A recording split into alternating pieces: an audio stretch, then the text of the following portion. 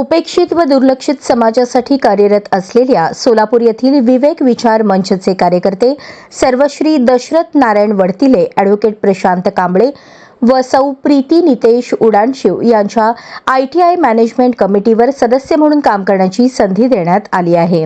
महाराष्ट्राचे कौशल्य विकास व उद्योजकता मंत्री मंगलप्रभात लोढा यांनी या नियुक्त्या जाहीर केल्या आहेत. विवेक विचार मंचचे शहर संयोजक ॲडव्होकेट प्रशांत कांबळे यांना दक्षिण सोलापूर तालुक्यातील मंद्रुप येथील शहीद अशोक कामटे ITI, तर विवेक विचार मंचच्या सहकार्यक्रम प्रमुख प्रीती उडानशिव यांना सोलापूरच्या डफरीन चौकातील राणी कित्तूर चन्नम्मा महिला ITI वर, तसेच सोलापूर शहर बुरुड समाजाचे अध्यक्ष